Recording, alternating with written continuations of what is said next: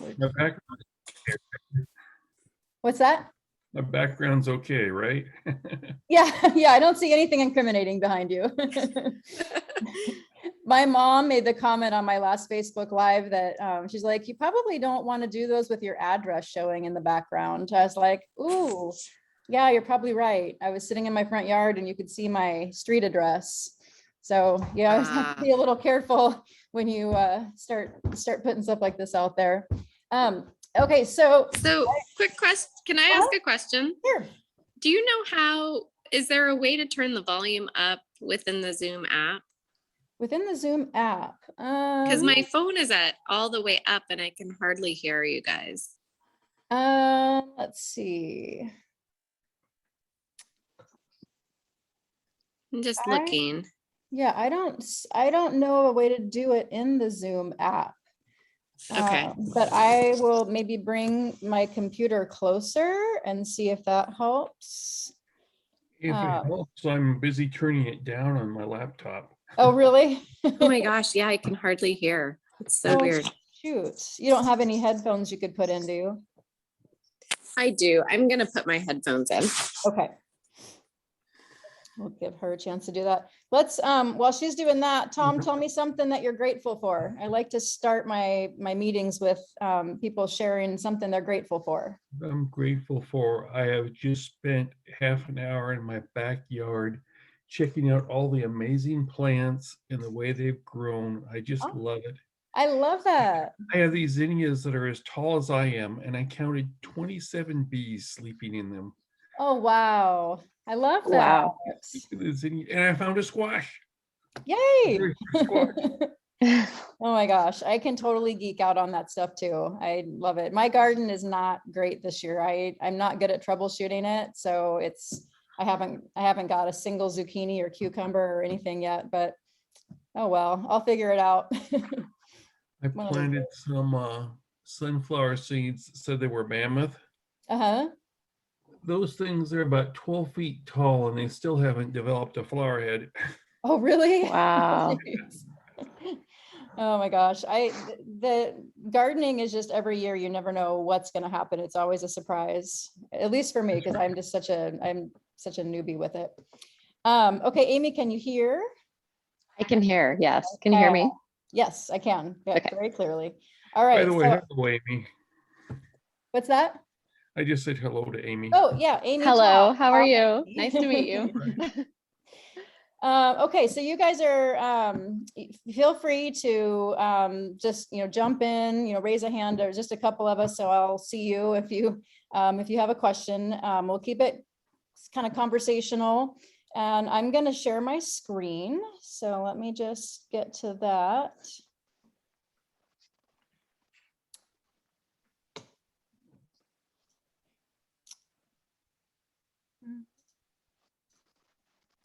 Okay, can you guys see that? Yes. Yep. Okay, great.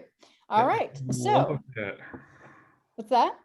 That big lump of fat. Yep, that 5 pound.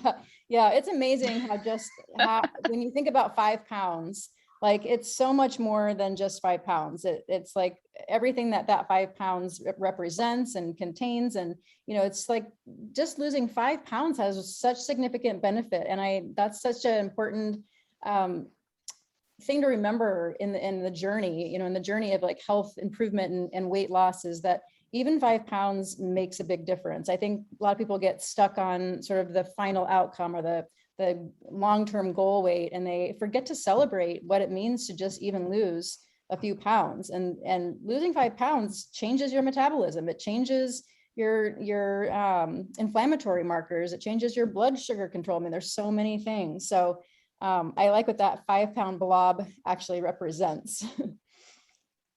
Okay. So I like this slide for a couple of reasons. It's representative of what it means just to sort of take the first step. So the distance between who I am and who I want to be is only separated by what I do. So it's really meant to empower people and empower you that sometimes just taking the first step is the hardest step. And once you get going, once you get some momentum, it gets easier. It's not a race. It's definitely a marathon when we're working on improving health measures. And it's a forever thing, right? Like the things we're talking about are lifestyle things that are important to do forever. And that's what I love about what I do, is it's not a quick fix. These are things we want to work on lifelong, and we just take the first step and it gets easier. Okay, did we lose Amy? I wonder if she, So, yeah. okay, so I'll have Amy. Actually, Oh, she should be she's back. back in the waiting room. Okay. Okay, there she is. Welcome back. Sorry. Okay. So we were just talking about, just the importance of taking the first step, and that improving health measures is not a race. There are things we can do that will make us feel better very, very quickly, but the overall approach to improving health long-term is more like a marathon. And it's something that we need to just kind of settle in and enjoy the journey and celebrate every little step along the way. This slide is another just kind of representative of really what we're talking about with this. It's not just a 5-pound challenge. It's really, what do we want? Because what does that 5-pound weight loss represent? It represents health, vitality, having more energy, strong immunity, just general happiness, longevity, just feeling strong and vital and healthy in your body. And the way that we get there is working on all these root level things. So working on better sleep, better detox, movement, healthy relationships, hydration, all of those factors. So that's what this whole, quote unquote 5-pound challenge is all about, is just really how can we maximize the things we can do for our health overall. Okay. So we're going to jump into the first section of this, which is the understanding your why and the importance of self-love and care, gratitude, service, compassion. I'm going to talk about each of these things. So what is your why? Really understanding deep down. And so it's to be able to sustain these lifestyle practices, the why should be more than just, well, I've got a wedding to attend and I want to lose 5 pounds. Or I'm going to a family reunion at the beach and I want to be able to wear this, new swimsuit. Really kind of diving down into what does it fundamentally mean to you to have health, to take on these different lifestyle practices. What is the underlying why? And that needs to really resonate in your heart. So, is it more energy? Is it you want to have more quality time with your family? You want to be more present? You want to have the energy to keep up with your kids or your grandkids, or you want to be able to tackle, landscaping projects in your yard, all these things that you're passionate about and maybe you haven't had the energy for. And it starts with self-love, self-care, and self-worth. It is sad to me how many people I have worked with, that I've coached, that come to me with like very little sense of self-worth. It's really, I get so sad to think about some of the people that I've helped, where they come in and we start talking about, what do you want out of your health, out of life? What does it mean to be your best self? And they break down and cry because they haven't even given that 2 seconds thought. They're taking care of everybody else in their life. And they feel like they aren't worth the effort on themselves. And they'll even say it, it's somewhere along the line. Sometimes we lose a sense of self-worth. When we're born, when we're babies, we don't do anything to deserve love. We're just laying there. We're completely helpless. We're just laying there as little just helpless babies. And just by existing, we deserve love. And we grow up, and somewhere along the way, as we develop into adults, we get this sense that we're only worthy if, instead of the sense of we're worthy just because we are. And that we don't have to do anything specific to deserve to be worthy.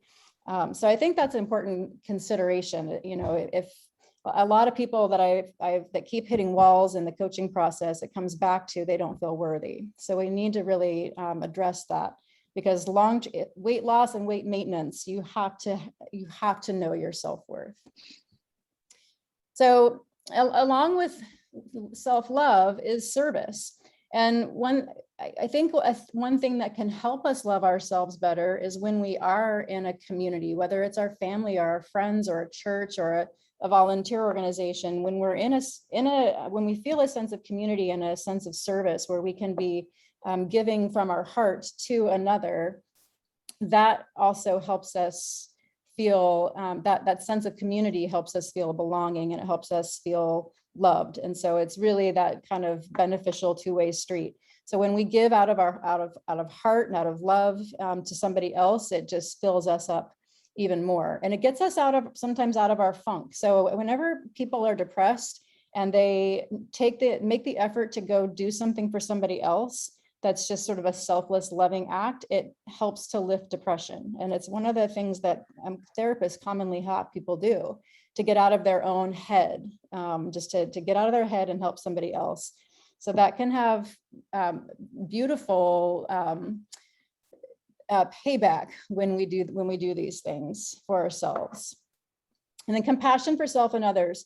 So that's something that I have in the last couple of years really come to understand more fully, is that self-compassion, that when we beat ourselves up, when we're constantly judging ourselves or making a mistake or for not living up to what we think is our best potential, it's just a negative energy kind of vortex. Like we're just constantly judging ourselves, beating ourselves up, and that energy is not helpful energy. It doesn't really inspire us. It just makes us feel worse. When we can give ourselves some compassion and show ourselves love, it is such a healing energy. When you can just like give yourself a hug and say, you know what, Angie, you did your best. It's okay.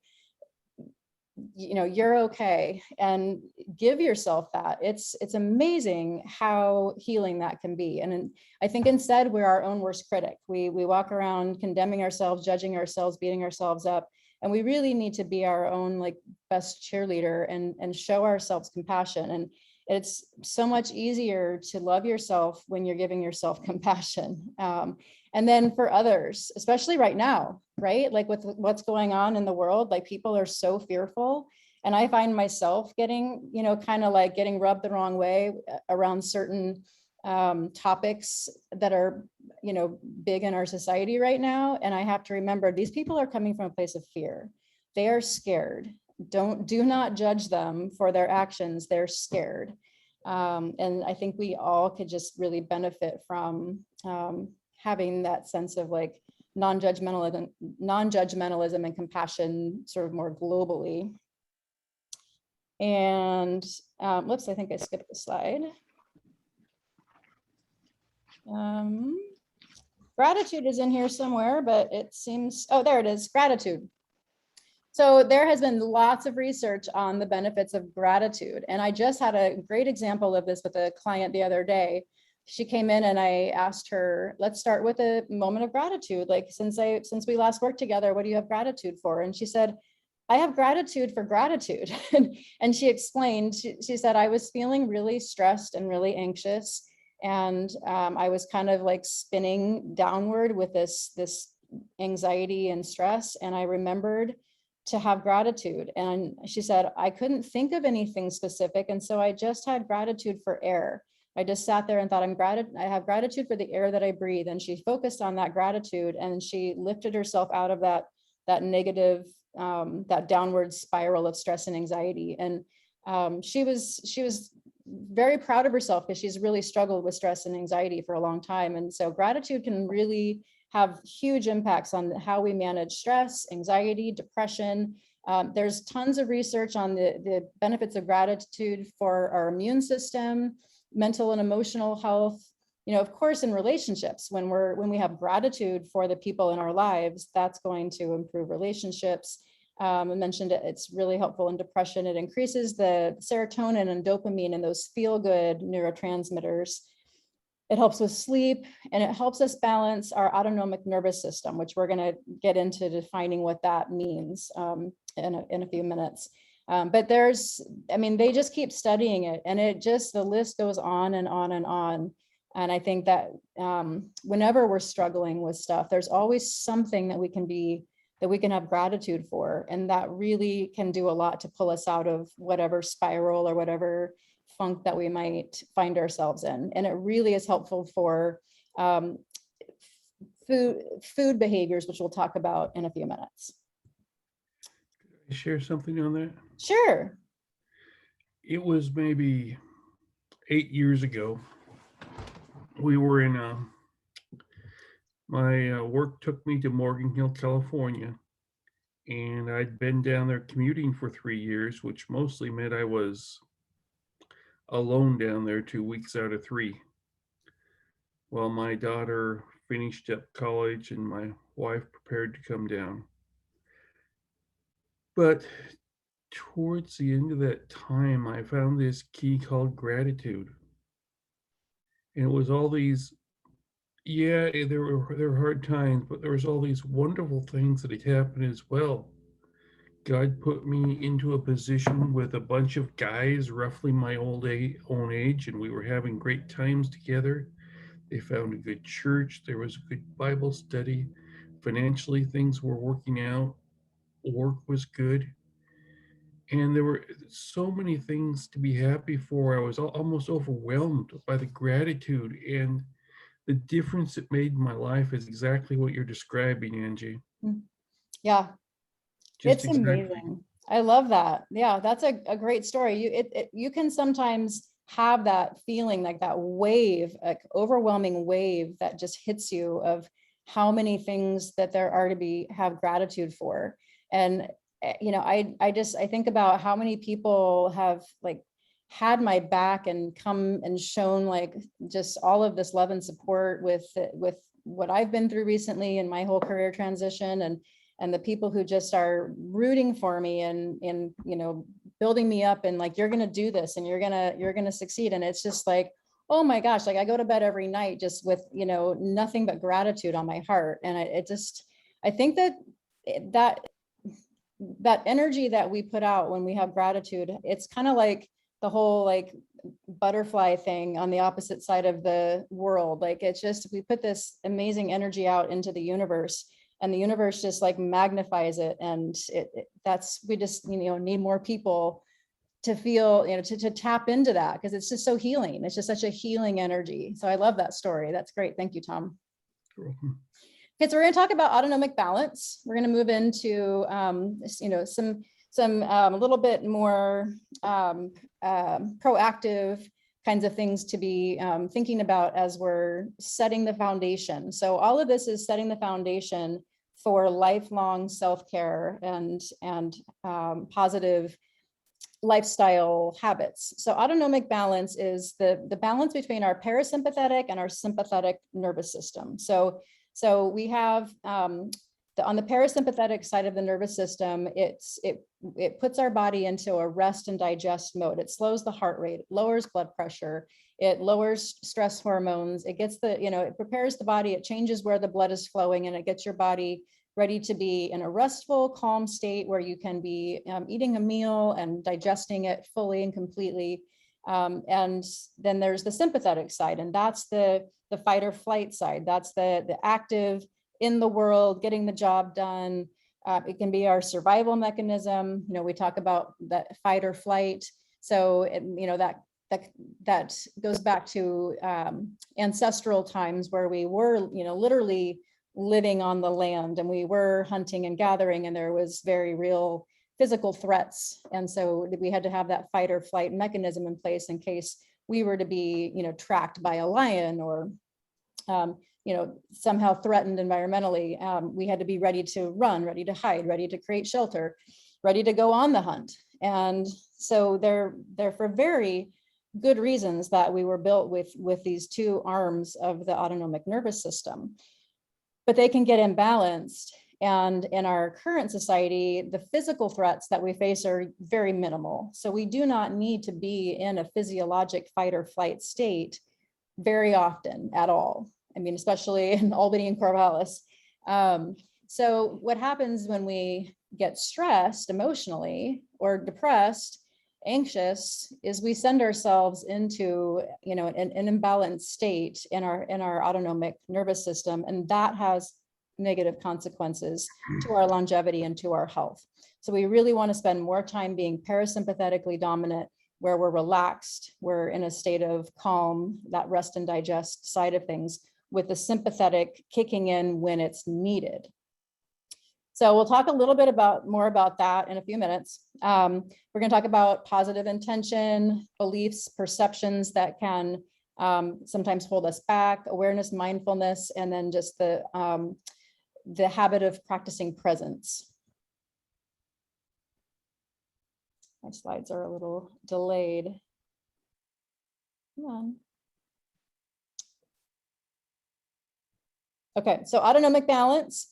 So when we're in the parasympathetic side of things, we're in that fight or flight, and that has appropriate times. It's there for a reason. It can have appropriate, it has appropriate uses. But when it is chronic, we end up having high levels of cortisol, which is our stress hormone. And when we have high levels of cortisol, it often means we have depleted DHEA. DHEA is a precursor, kind of a regulator for hormones that allows us to have the appropriate male and female sex hormones for appropriate functioning of our bodies. And so we really want to have, normal high DHEA levels, and those definitely will drop with chronic stress, anxiety. We end up with higher blood pressure. We end up with issues with weight gain. The blood is not being sent to the digestive tract. So if we're eating when we're parasympathetically dominant, we're not going to digest our food well, and that creates a whole host of downstream issues in the gut. So it's really, really important to understand this concept. The parasympathetic, again, rest and digest. When you're more parasympathetically dominant, your DHEA levels are more normal, your cortisol is lower, blood pressure is lower, blood glucose is lower, your digestive organs are getting the blood flow. Okay, so let's talk a little bit about mindset and affirmations. I think that this is so important. We cannot be wishy-washy about what we want. We have to have a very strong mindset of what we want and who we want to be. So I'm gonna see if I can move my slide a little so I can see behind here. Whoops. So we want to focus on what we want versus what we don't want. So when I say that, I mean, I believe that you're more motivated when you think about what it is that I want for myself. It's a pulling kind of an energy. I want to feel good. I want to feel high levels of energy. I want to be happy. I want to have joy. I want to have vitality. I want to be the person that's doing these things. I want to be the person that's doing landscaping projects in my yard. I want to be the person that's hiking on the weekends with my family. This is the person I want to be. And to have that pulling energy, which versus pushing energy. Pushing energy is, I don't want to be sluggish or tired or depressed. I don't want to have health risk factors. I don't want to follow my parents' health trajectory. I don't, that's a kind of a pushing or a negative. And that can have some value when there's something that you're trying to steer away from. But a much more positive energy is what you're wanting, what you're moving toward. So have that positive draw, be your own best cheerleader, focus on what you want, have gratitude, and choose at least one very specific focus. If you're wishy-washy about, well, I want to be healthier. Well, what does that mean to be healthier? Like having something very specific that you're going to say, this is what I'm going to do to be healthier. I am going to give up gluten. I will be a person who does not eat gluten, and just very clear, very direct, and own it.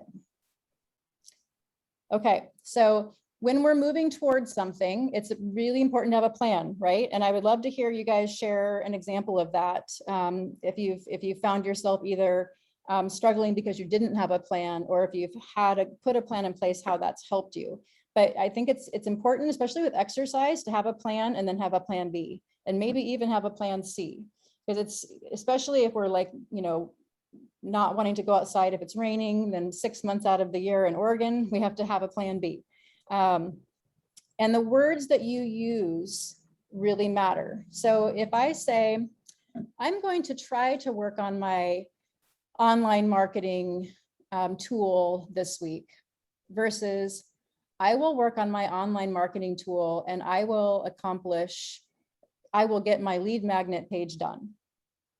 Which one has more value, more push, more, it's how we say that and who we say it to. I mean, if we, say, well, I'm going to try to do this versus you tell somebody, I will get this piece of my marketing project done this week. That just has so much more oomph behind it. So much more like it makes you own it. It makes you want to follow through. I do not like when people say I should. So I constantly tell my clients, stop shoulding yourself. Because should is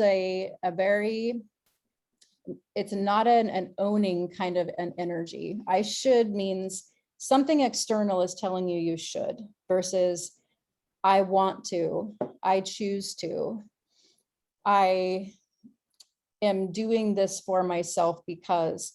It's much more of an owning kind of an energy. It's much more, you're in the driver's seat, you're choosing. So do you guys have an example of, because I'm going to be starting a whole new program soon. I'm going to be going through it myself, and then I'm going to be doing this as a group program and a few months down the road. And so I'm going to be doing something that's really different for me nutrition wise. And I know that I need to have a plan to be successful. I'm curious if you guys have a example of where you've wanted to really change something and you knew you needed to be prepared and have a plan, or if on the other hand, you didn't, an example of like why it didn't work. Either of you have an example? I can share a story. Sure. I'd like to hear from both of you. So Tom, go ahead. Okay. As Angie knows, I met her about 18 months ago, almost 2 years ago, in the cardiac rehab ward over at the hospital in Albany General. And I came in there not being able to walk 2 blocks without getting out of breath. And it wasn't easy getting through that first 32 sessions or whatever. Matter of fact, I tell people I flunked cardiac rehab. And she stuck with me.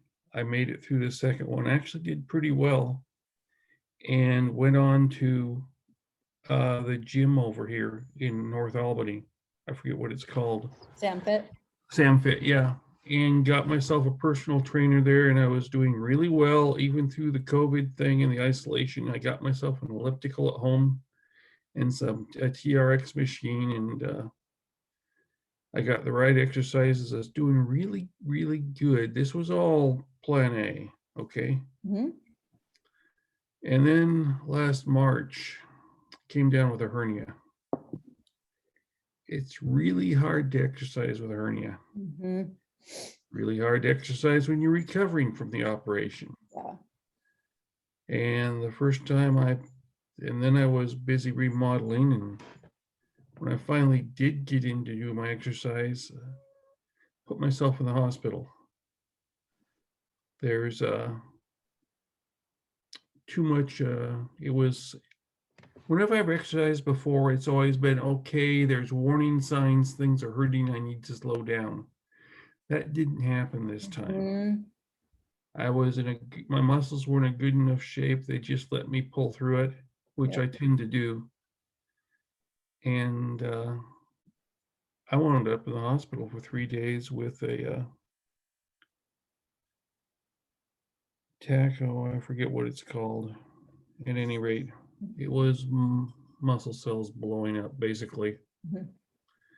And now I'm on, that was the end of plan B. And now I'm on plan C, which I'm trying to work into this a little slower and be a little more careful. And I'm having to pay attention to my body in a different way than I did in the past. In the hospital, they were calling me the bodybuilder, which 67, I find it kind of funny. I'm not a bodybuilder, but maybe I am. I don't know. At any rate, I'm now working on plan C. Okay. Yep. I just can't let it stop me. Good for you. Yeah. exactly. I love that. That's a great example. It's like that's perseverance. You just keep finding another alternative. The alternative is not good.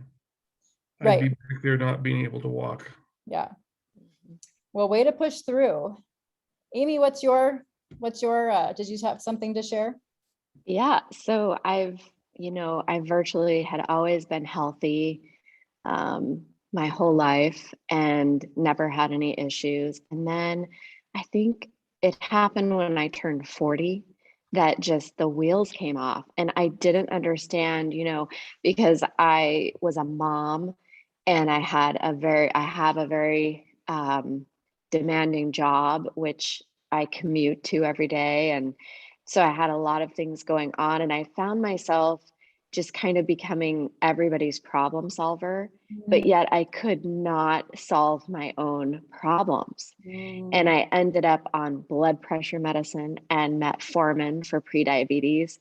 They wanted to put me on cholesterol medicine. And I just could not figure out, because at the end of the day, when you're doing the immense problem solving at work and home, and you do start to push off everything that you need for yourself off to the side. Yep. And I just became incredibly unhealthy. Like I just had no idea how it was happening.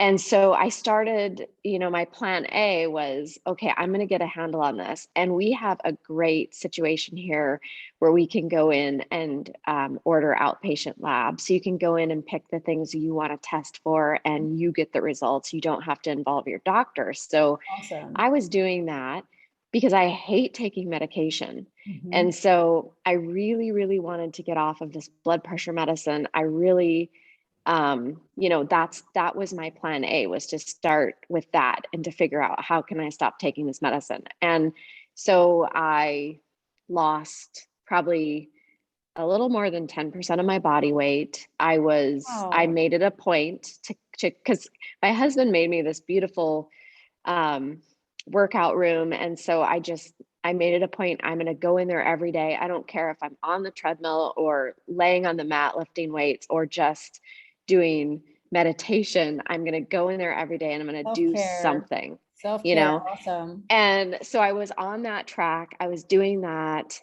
Everything was, and I was even doing the intermittent fasting, which is crazy because I fell into this pattern and it was working and it was like perfect. Everything was working. Well, then I don't know what happened. Like things got busy and people started needing me a whole lot more. I started doing the problem solving again. So now I'm on plan B. I did eliminate the blood pressure medicine, but now my plan B is to eliminate the metformin. So I know what I need to do. I'm going to lose 10% more of my body weight. I'm going to, whatever it is, I'm going to move every day. I'm going to take, like, one of the things I've implemented is I take a walk at lunchtime at work, and that is huge. Yes. It gets me moving. It feels good.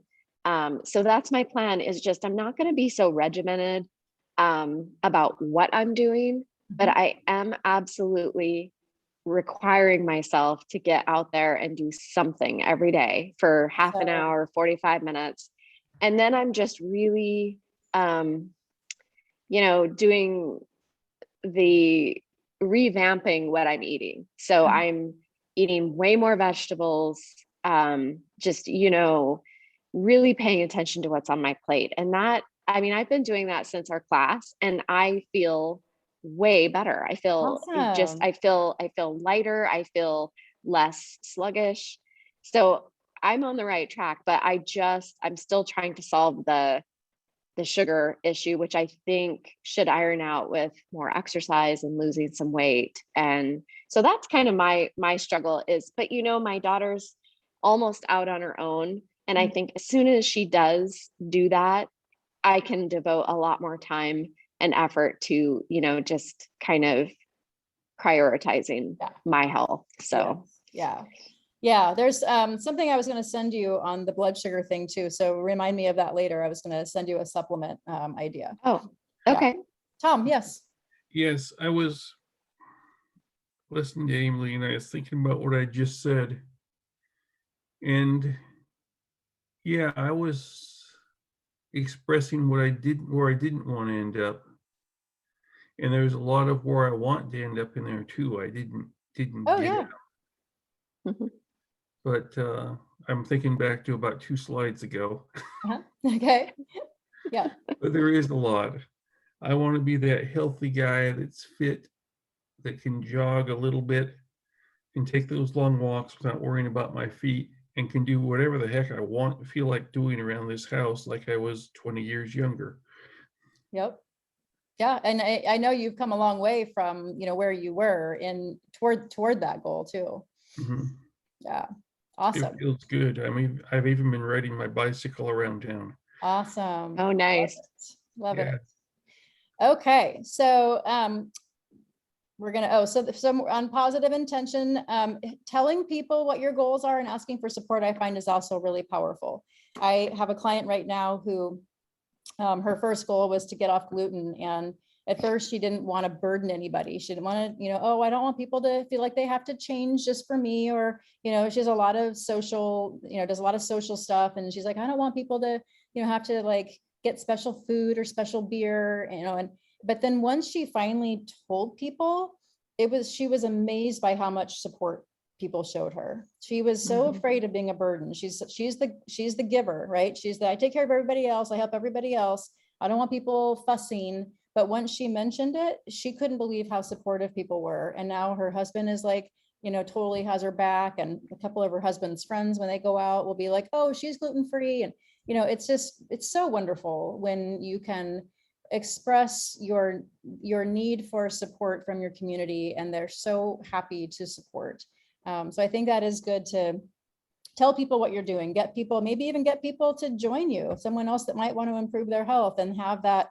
I have 2 other ladies that are going to do this nutrition thing with me starting on Monday, and I'm so happy to have them because I know I'm gonna need that support and other people who are going through it. Okay.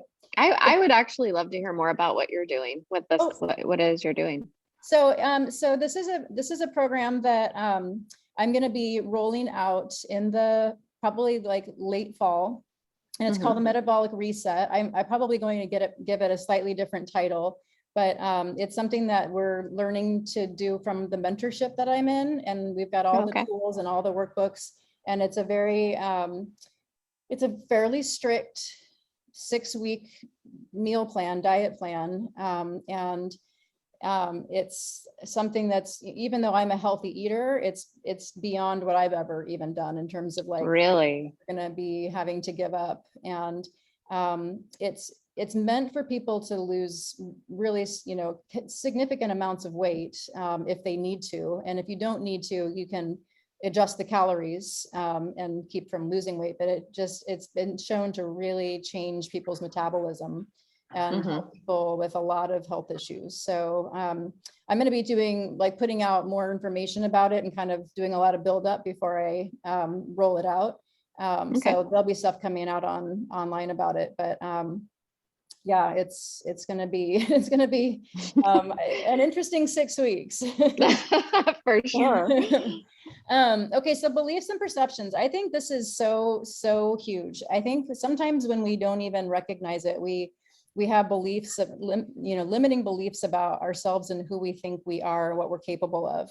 And so it's important to have, kind of step back and look at that. Look at, where are you boxing yourself into a certain kind of identity of who you are and what you're capable of. And, I think about, just an example for myself, a couple years ago, the thought of having like an online presence, the thought of doing Facebook Lives and putting videos out and just doing the stuff that I'm doing right now, I would have been like, no, that's not me. Like I'm going to be a one-on-one coach. I'm not going to be all over social media.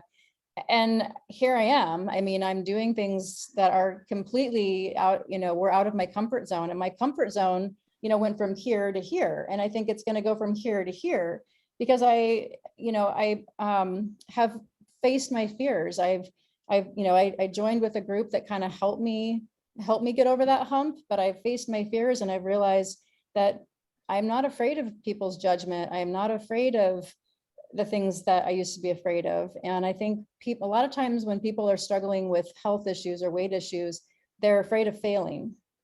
And they're just, you know, oh, well, I've done this before. I've tried this before. It doesn't work.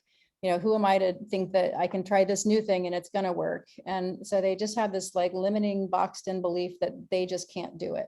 So we need to really open up that box that we sometimes find ourselves living in, and see where our opportunities are to grow, and where do those perceptions come from? I mean, I love and adore my parents, but as parents, there's always something that we might do inadvertently that gives our kid a message, you know, of who, you know, that kind of defines who they are. My parents were not entrepreneurial people. They were hard workers.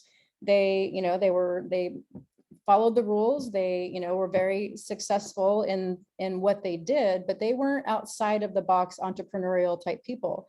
And so I had to really sell them on this journey for myself, you know, and they believe in me now, and they see where I'm going. And I think that they really do believe that I can do this, but I had to kind of overcome this idea of that, you know, that my parents maybe didn't think that this was a wise choice. And so some of those perceptions and beliefs, I think, come from that as well. Like what were the norms? What were the expectations in how you grew up? So identifying those things and just kind of really noodling into that and figuring out where these perceptions and beliefs have come from is the first step in being able to shed them. Okay, come on, slide.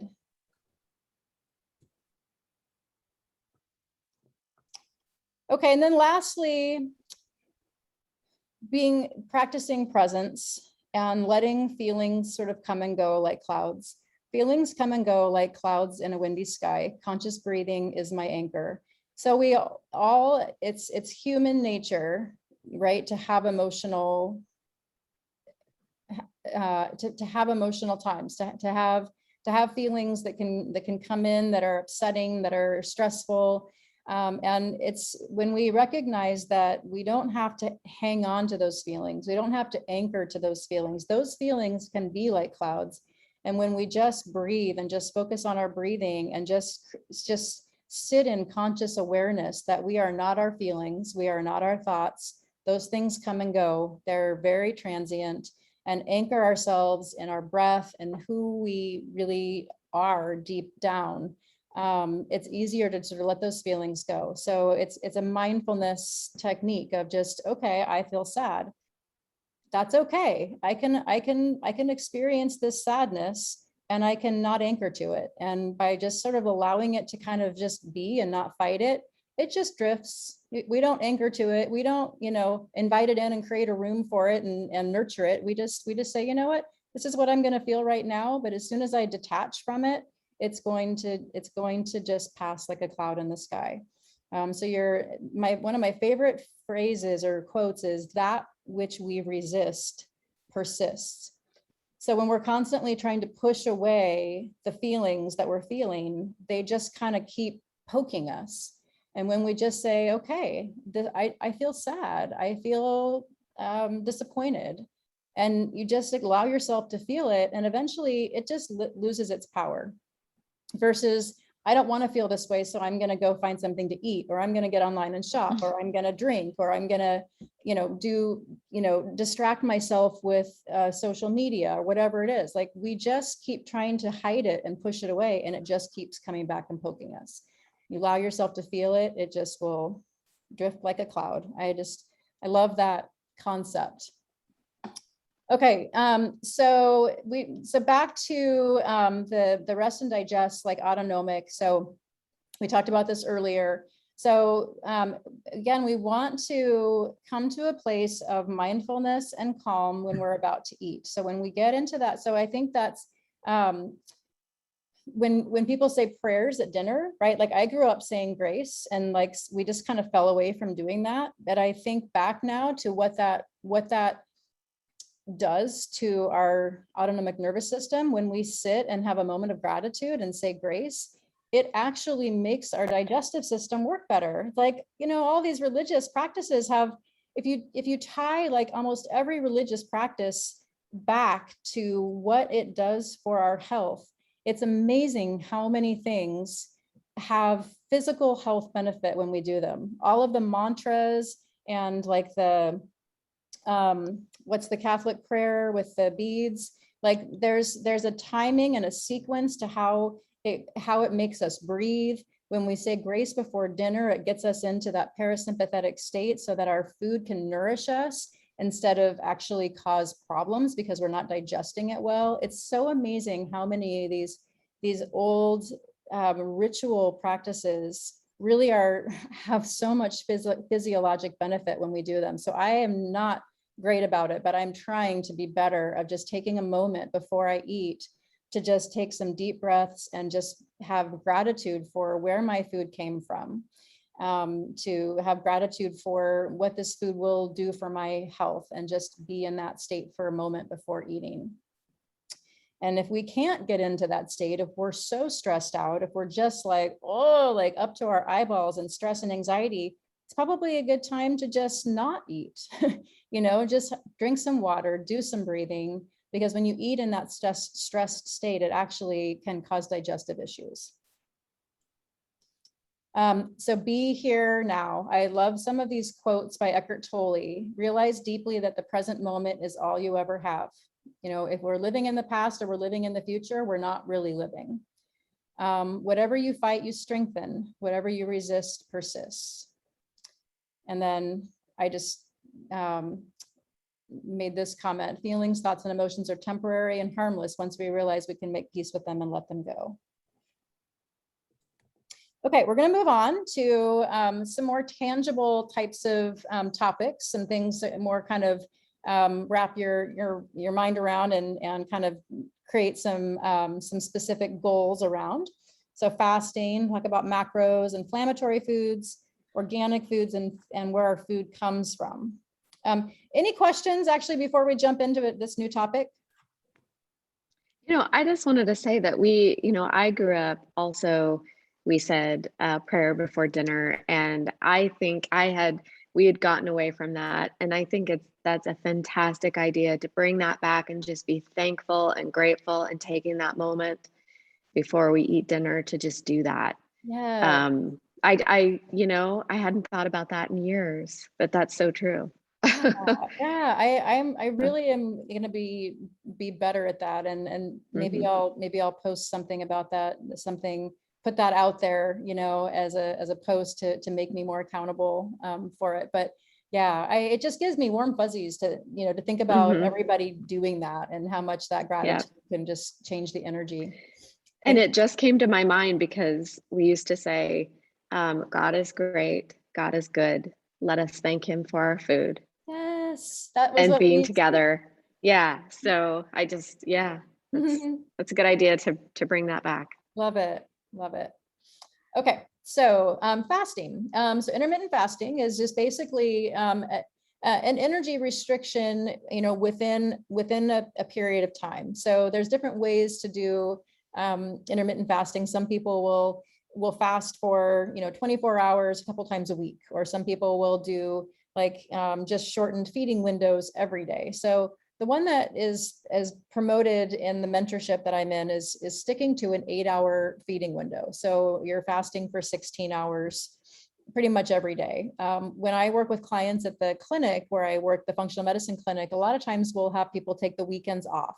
So we'll say, do your 16-hour fast Monday through Friday. And on the weekends, allow yourself to kind of relax a little, have a little bit more leeway around food. Maybe instead of, skipping breakfast, you and your family have, a really yummy breakfast together, so that we're not always having this sort of structure and regimen around food. Like we're allowing food to also just be something, kind of joyful, and we can be in community around it. So that's a thought. And some people just like, nope, I just need to be, across the board 7 days a week, 16 hours, because I can't, if I break it on the weekends, then it's just a slippery slope. So we really have to just know what is best for ourselves and what feels the best. Some people just feel much better when they keep it to an 8-hour feeding window.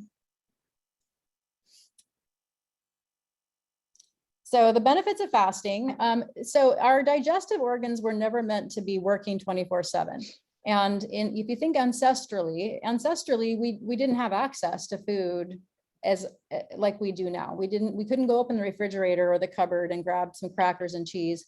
We ate when the hunt, when the kill came in. We ate when the berries and the harvest was ready. And so we I think about how much food is involved in so many things now. We can just be grazing all day long. And it's not how our digestive system was meant to work. It was meant to have lots of period in between to fully digest and to rest and recover and be ready for the next meal. All of our enzymes and all of the pieces and parts of digestion were just not meant to be on constant flow.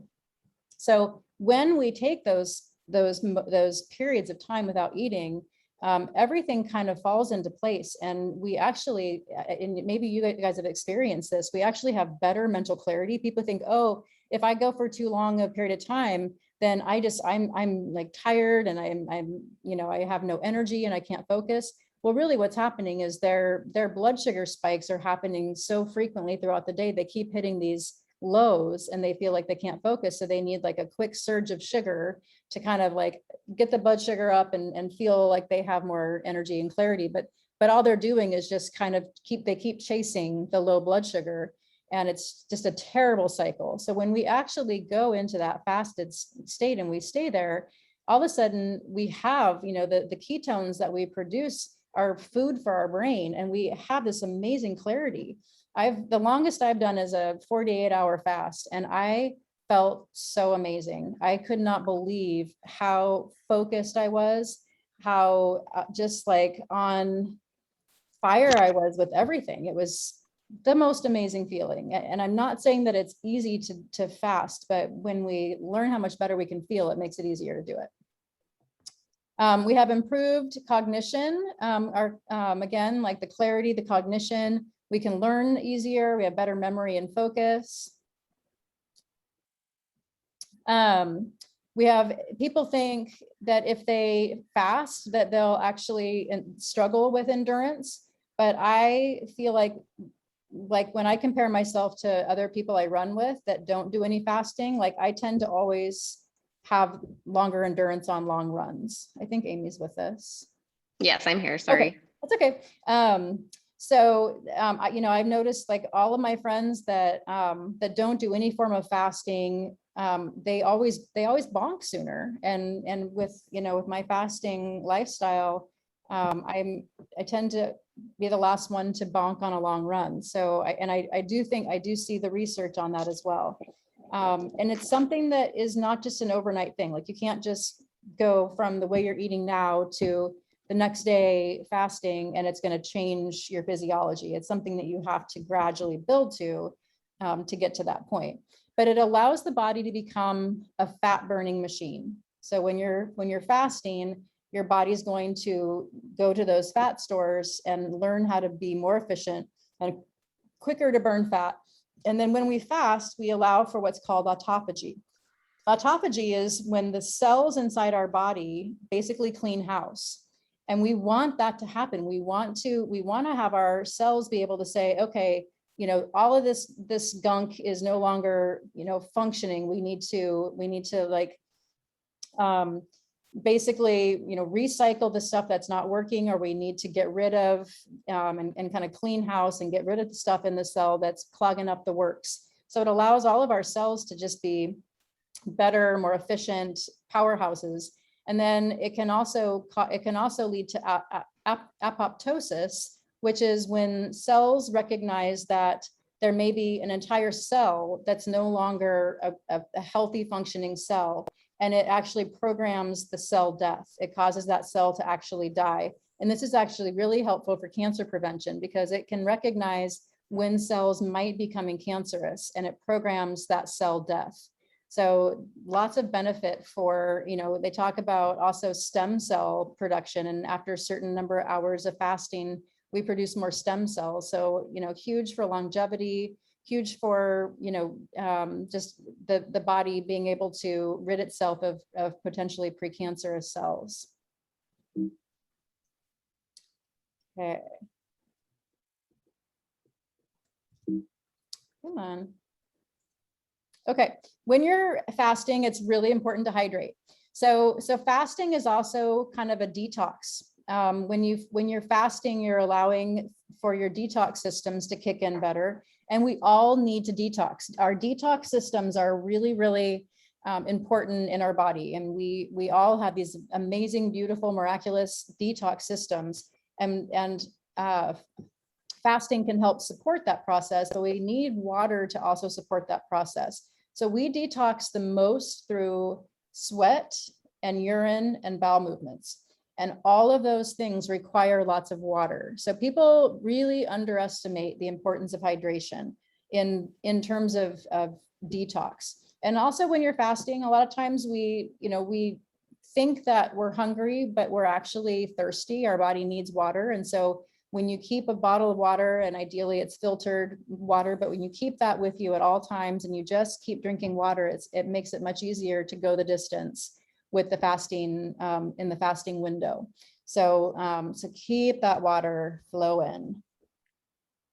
Okay, so when it comes to fasting, like it's a simple concept, right? Like it's a simple, okay, you just don't eat for 16 hours. Like it doesn't get any simpler than that. But is it easy?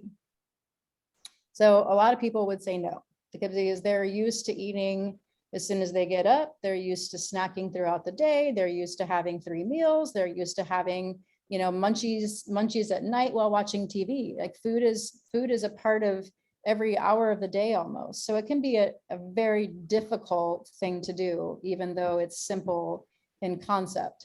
So again, it comes back to, how are we programmed? Did you guys grow up? I grew up with a homemade dessert every night after dinner without fail. Like if there wasn't something homemade, at least there was like some, bagged cookies from the store. Did you guys have that? Did you have dessert after every meal growing up? Yes. Amy, you did? I think Yes. our generation. Yeah. And so that was just the norm. That was just, and so it was just something that I didn't even think about stopping. I mean, I did it well up until probably 40. I think 40 was when I realized all of this stuff was catching up with me. And I knew I needed to really shift my, how I ate and what I ate. And so recognizing that these things are just sort of ingrained from childhood and realizing, okay, I don't have to do this. Just because I grew up with this doesn't mean that I have to do it. And so that mental shift is the first step there. Also, how do we use food, or how was food used to comfort or to reward? So I don't know about you guys, but I know that when I had like a broken heart in high school, the first thing my mom would do is find something sweet, or I would just go to the cabinet and find the Oreos or the homemade cookies and like comfort my broken heart with sweets.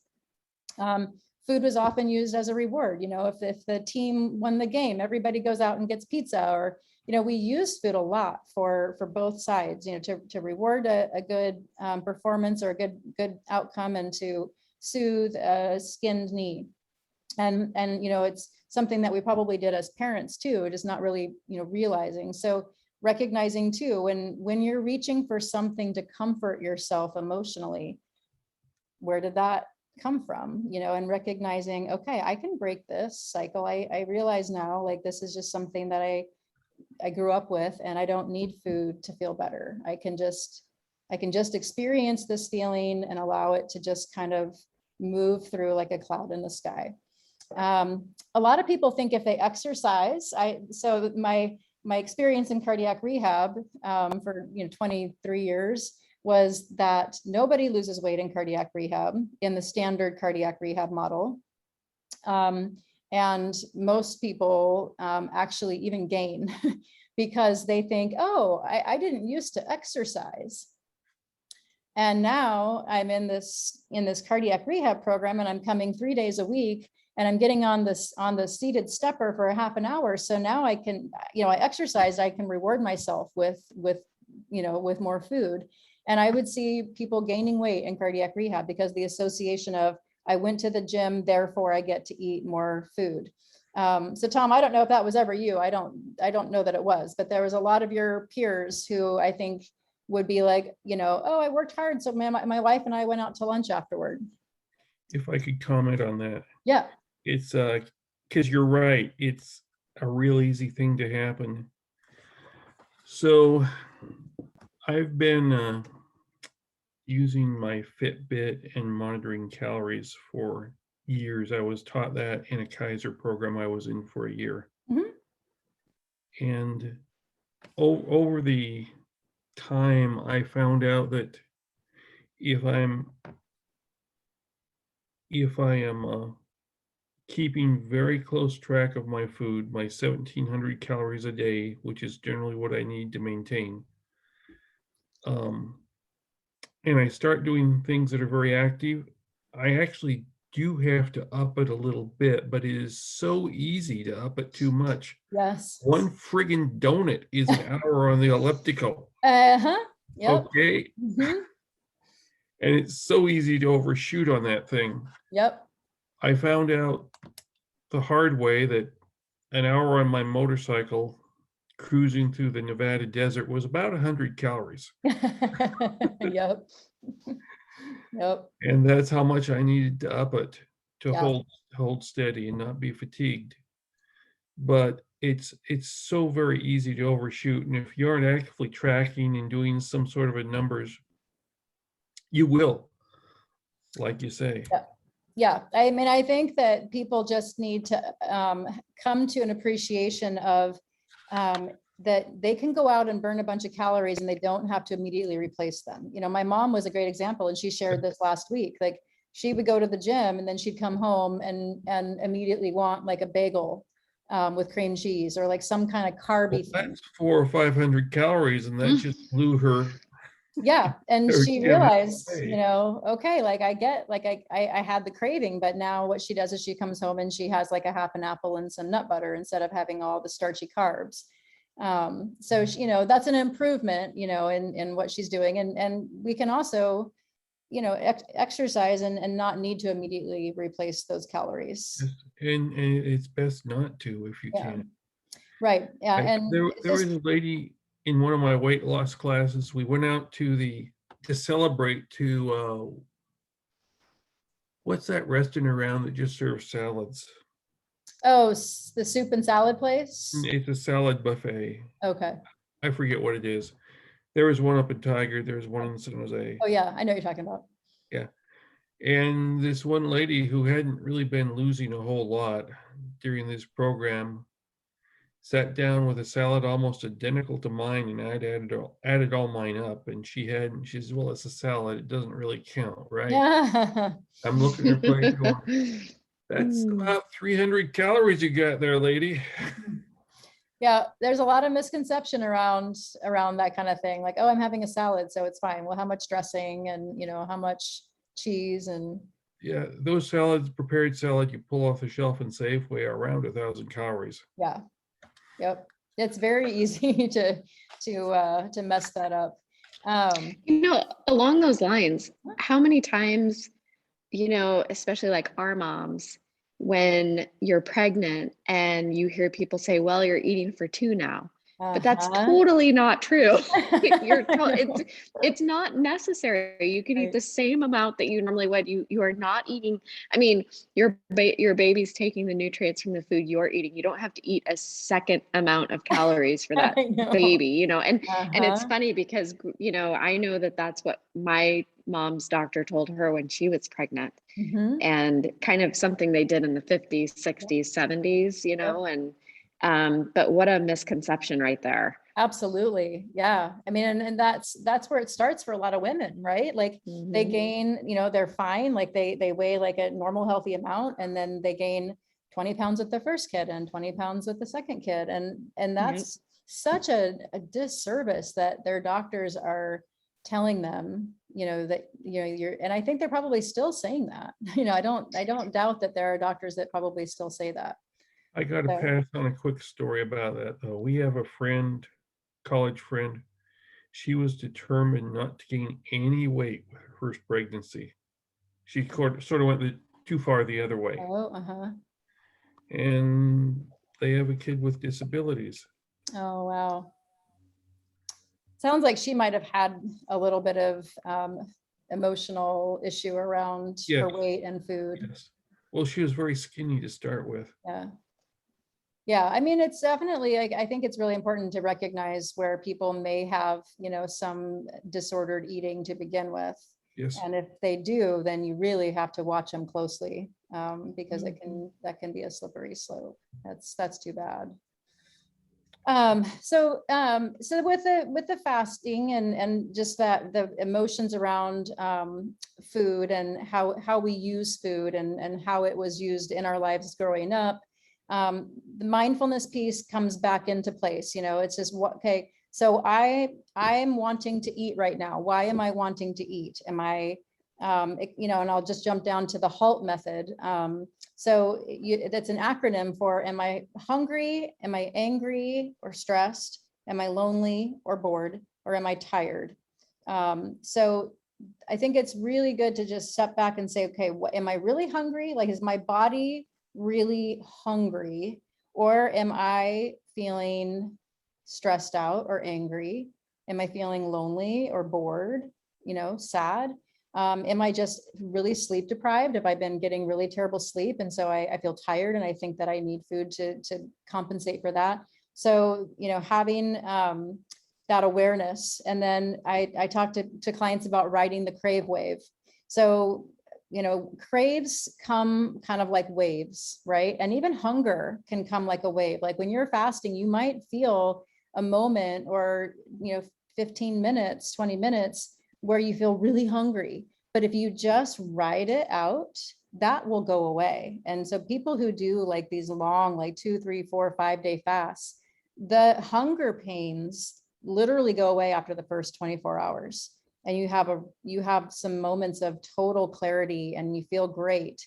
And then, you know, eventually it's time to eat again. But the hunger actually does go away and you just treat it like a wave and you're just like, okay, I'm riding this wave. And eventually the wave will kind of peter out at the shore and it goes away. And as long as I can just stay on top of it and ride it in, I'll be fine. And just recognizing that it's temporary, it's a wave and the wave will pass. And then gratitude. So one of the things that I have done, because I grew up having dessert every night. And so most of my adult life, I would have like ice cream in my 30s until I realized that was really just not a good idea. And then I would just switch to dark chocolate and wine. And up until maybe a year ago, maybe less, I was doing dark chocolate and wine every night. And I would do it almost right up until bedtime. I would have like really dark, you know, healthy dark chocolate, and I would sit and make jewelry and I'd have my wine and every single night. And I would not measure it. I would just eat it and drink it until I had enough.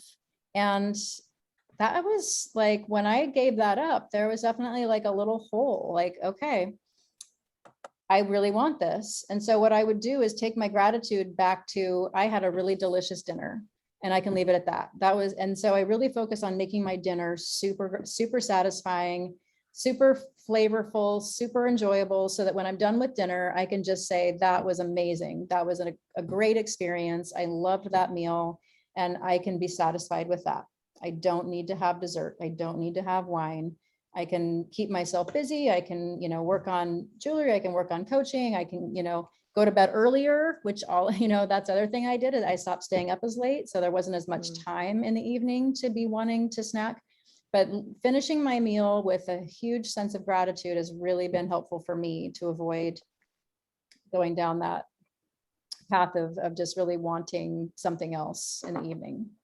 How are you guys do with that? Do you guys feel, is the after dinner snacking, do you guys do okay with that, or is that a struggle? So in my house, I never was a snacker until I got married. My husband is a huge snacker. Okay. And so I do think I have pretty good handle on that. And I just say to myself, like, I guess it is the Halt method, because I just say to myself, don't really need that. I just had dinner. Dinner was really good. And so I pretty much get up and get a glass of water and I just sort of sip on that. And I'm pretty good about it. So, Awesome. but also, you know, we get home about 6:30. we're eating, just inside that intermittent fasting window. And so I don't want to mess that up, Good for so that's you. kind of, yeah. That's awesome. Good job. Yeah. How about you, Tommy? You do okay with that? It's a bit of a struggle. Yeah. You and me both. Yeah. So it's I for us, we have enough different diets that we each end up cooking individually, Uh-huh. Oh, wow. and it's well, there's things I can't tolerate and things that she can't tolerate, and I love some of the things she can't tolerate. Onions Mm. are one of my favorite Yeah, me too. vegetables, and she can't have them at all. And so my biggest issue is when I'm just too tired to cook and I open something out of a can, or if I don't open something out of a can, I start snacking instead of a meal. And I don't know, it's It's ongoing. I mean, a battle. it is. It's an ongoing thing. And it's just something I think, every day we have to choose our mindset and I think we have to be prepared. That's going to be my thing going into this diet, is just really being prepared and having everything I need in the kitchen. And I have no excuse because I don't have a day job. So there's no excuse to not be able to go to the store and get the things that I need. A lot of people have to just really be like on the weekends, they need to really be like thinking about, okay, what does my week look like? What do I want to have on hand? How am I going to set myself up for success with the, having everything I need in the kitchen and being ready to go.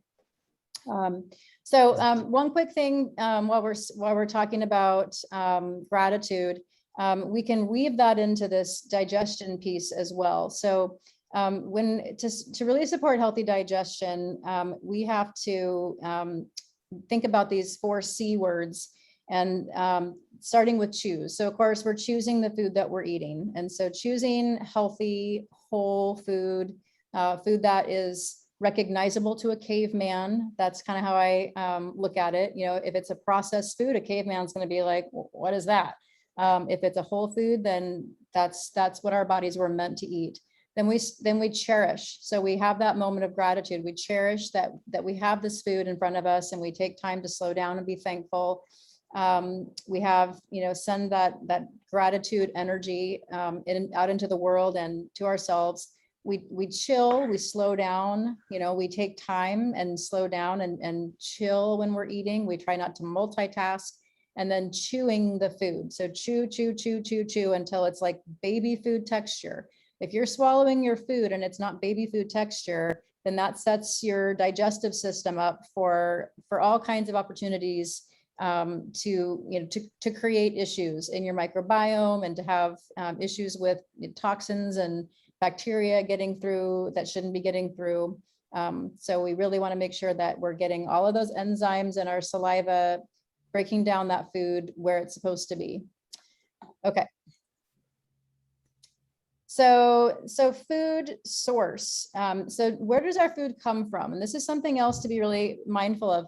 My mom made a good point after we talked about this last week, that sometimes we, like the idealist version of things can make people feel like they're never going to be good enough. And so I want to preface this with, all we can do is the best we can do.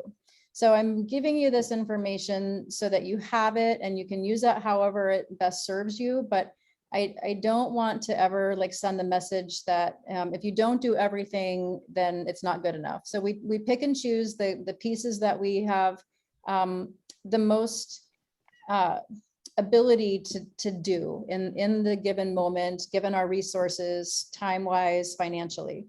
So when we talk about food source, some people can really struggle here. Like my mom made this comment, like, I don't get all of my chicken pastured.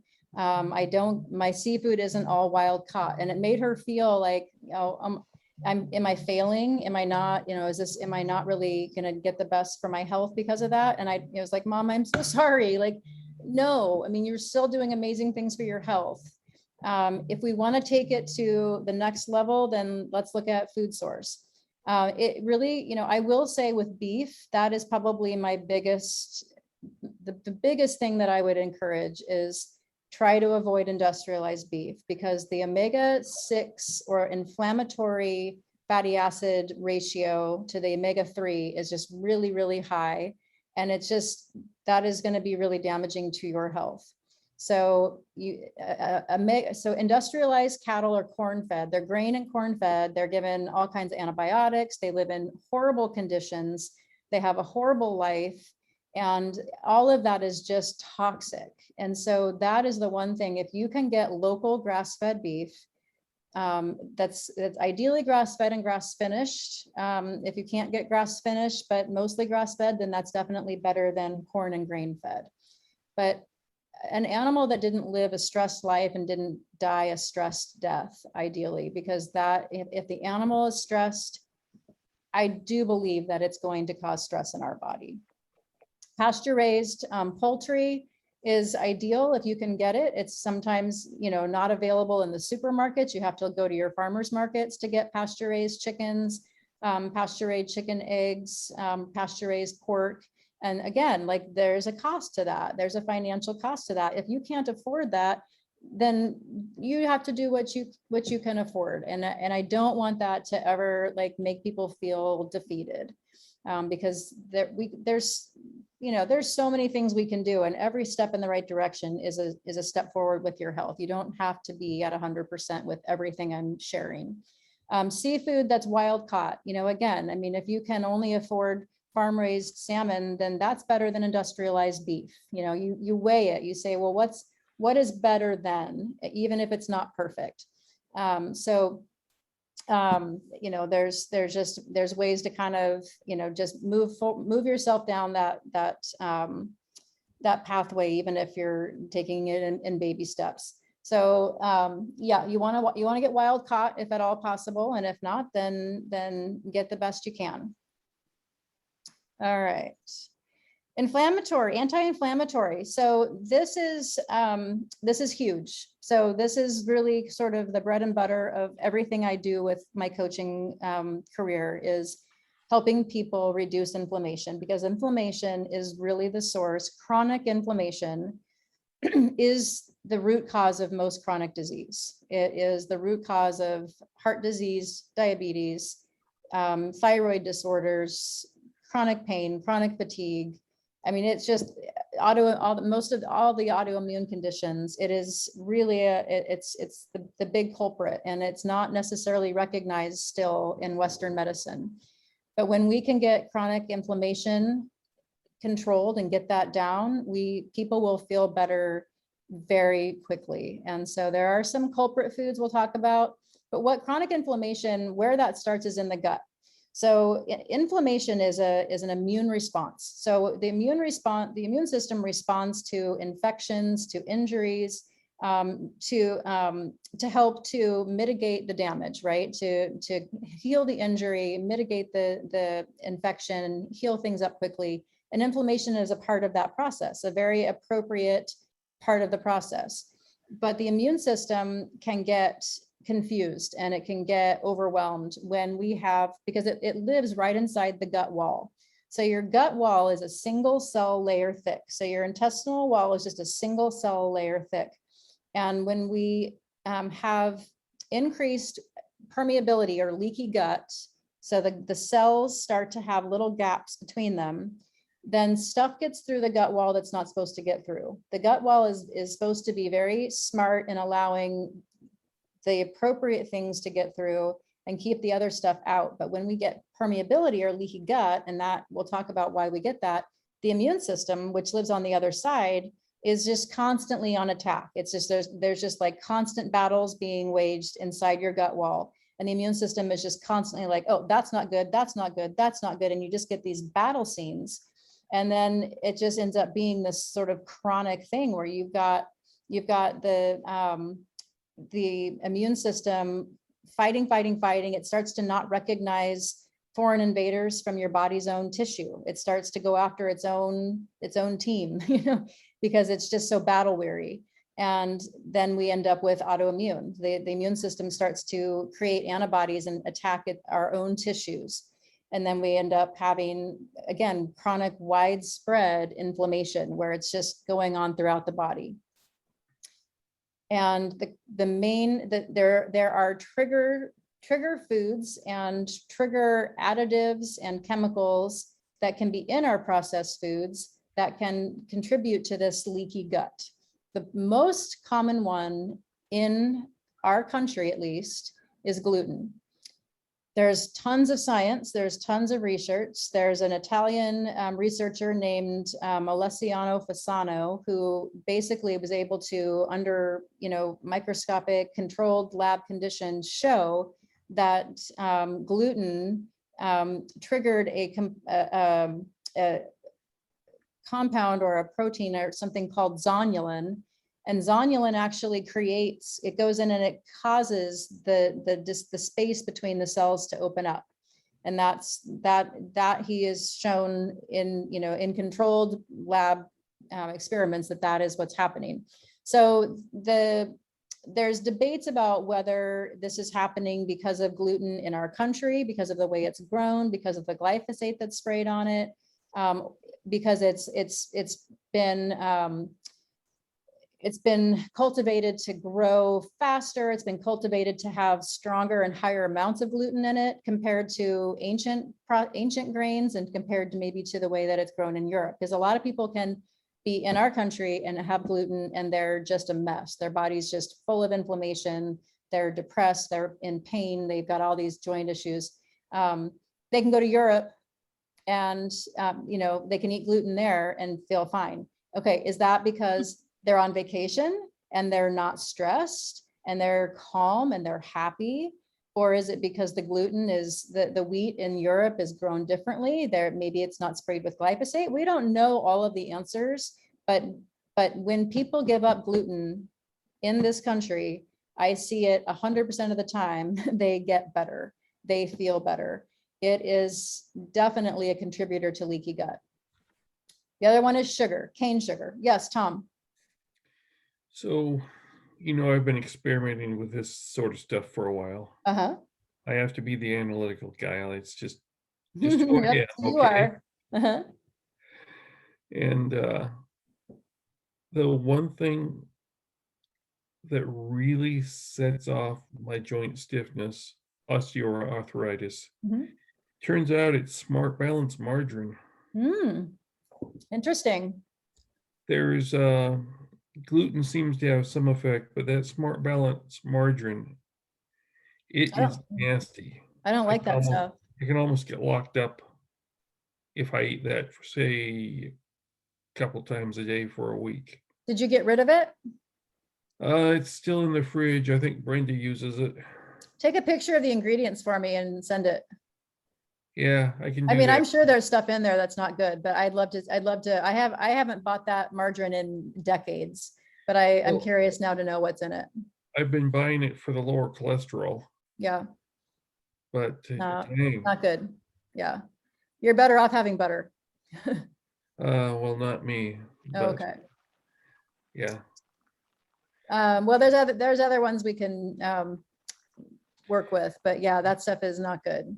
There is a stuff I'm using that seems to be okay now. Oh, actually, you could use ghee, but you can't do dairy, so butter is not good. Do any butterfat.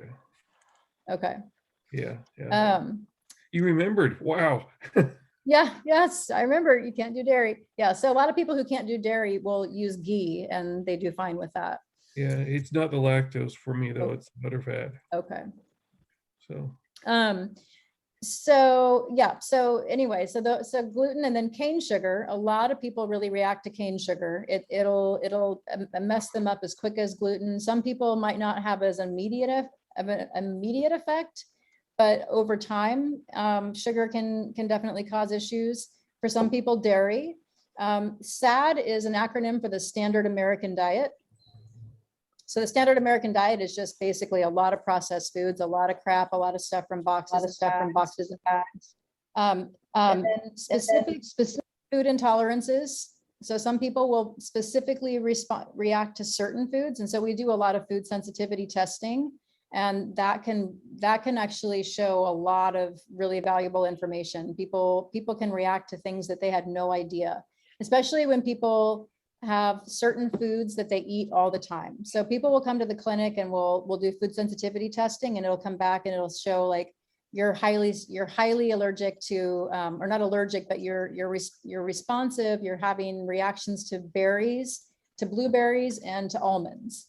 And they'll be like, oh my gosh, blueberries and almonds have been my daily snack for like 15 years. And it's like the things that people oftentimes are eating the most of, their body starts to create a reaction to. So we want to really make sure that we're not falling into that trap of like the same thing all the time, because you can develop an intolerance for foods that you do that with. So I've had to really look at that myself, because I have certain nuts that I really like and other things that are just have been daily staples. So variety is the key. Tom, did you have a question? I just got to back you up on that, because my butterfat allergy came specifically from all the milk and cheese that I was encouraged to eat as a kid. Oh, sure. Yep, that makes sense. You know, we got the whole milk delivered by the milkman with the cream on the top, and cheese was a good snack on this all you want. Yeah, my dad had the same thing. Yeah, that makes total sense. And Yeah. people will say that, like things that they grew up with that were just like real staples, like they'll do food sensitivity and it's like same thing. They just can't do it. So the good news is when you stop eating those foods for a long enough period of time, it's possible that you can bring them back in and rotate them through your diet, but we never want to just be doing like the same thing every day. So really trying to mix it up and bring a lot of variety into your diet. Okay. Let's see. And then other things that can get in the way of proper digestion. So it's really common for people to have low stomach acid. I probably half the patients that I've worked with at the clinic have had low stomach acid, and I was a perfect example of low stomach acid. I had to supplement my stomach acid to a very high degree before I kicked my body into making enough on its own. And when you have low stomach acid, you don't break your food down in the stomach like you're supposed to, and then it passes into your digestive tract, and you've got bacteria that haven't been broken down, you've got toxins that haven't gotten broken down, and then you end up having all kinds of digestive issues. You can get issues with SIBO and candida, all kinds of things can start to build up, and bacterial. You get imbalances in your microbiome. So, and really important that each stage of digestion is properly supported. So how to fix a leaky gut? We first remove the triggers. We get rid of the trigger foods. We figure out what is in your diet that is commonly a trigger food, and let's try to eliminate. We might not be able to eliminate everything at one time. Certain people are going to they're going to just lose it. They're going to I can't give up sugar and gluten and dairy all at the same time. The fear around that is too much. So we start with one thing and we get them really, going strong and feeling confident and realizing that they can do it. And then we give up the next thing when they're ready. And then we give up the next thing when they're ready. Some people are different. They want to just do it all at once. Everybody's different. And that's what I love about being a coach, is that it's always going to be a different plan depending on the person, because I work with each person individually and how they respond to changes. And then there's supplements. There's definitely supplements that can help heal the digestive tract, help reduce that permeability, and really support just its healing and recovering. So again, whole foods. Just really, is it recognizable to a caveman? If it's not, if it's in a bag or a box, you really need to be limiting those kinds of foods. Those should be, very rare. Maybe you're at a potluck and you happen to have a couple pretzels, as long as it's a very rare thing and it's not a staple food. The key with all of this is being kind to yourself. So if again, if you're at a potluck or you go camping or you go, to a tailgating party, try to be prepared, try to take the things that are good for you and have those available and you can munch on those.